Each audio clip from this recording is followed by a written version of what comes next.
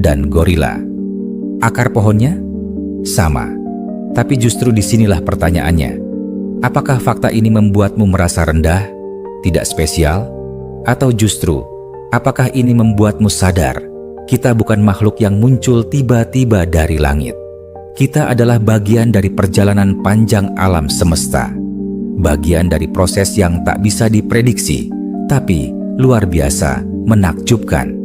Mungkin bukan soal apakah kita berasal dari monyet, tapi apakah kita siap mengakui manusia juga bagian dari alam, atau justru kita bagian dari cerita alam yang luar biasa rumit. Apakah ini bertentangan dengan agama?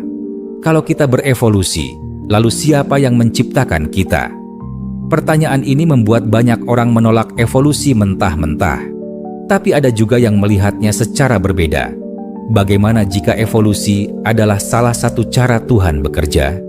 Bahkan Paus Fransiskus pernah berkata, evolusi tidak bertentangan dengan penciptaan. Tuhan bukan pesulap, tapi pencipta yang memberi makhluk hidup kemampuan untuk berkembang.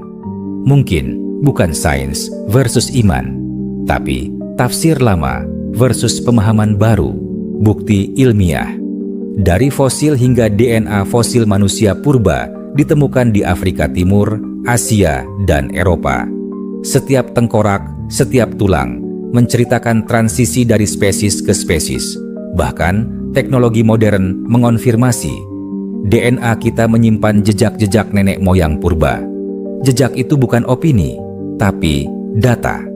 Dan di pengadilan Amerika tahun 1925, dikenal sebagai Scopes Trial, seorang guru dituntut karena mengajarkan evolusi.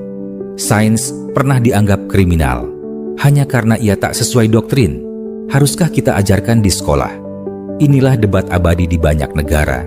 Apakah kita siap membiarkan anak-anak bertanya? Atau kita hanya ingin mereka menerima tanpa berpikir? Evolusi tak pernah memaksa orang percaya.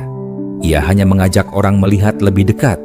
Karena sekolah seharusnya bukan tempat untuk dogma, tapi ruang untuk membuka kepala dan mempertemukan logika dengan iman. Apakah manusia dulunya monyet? Atau lebih tepatnya, apakah kita cukup dewasa untuk mengakui bahwa jawaban tidak selalu sederhana? Karena di antara sains dan keyakinan, ada satu ruang yang tak bisa dibantah, keinginan untuk memahami. Antara keyakinan dan sains ada ruang untuk berpikir. Dan hanya mereka yang berani bertanya, yang benar-benar memahami.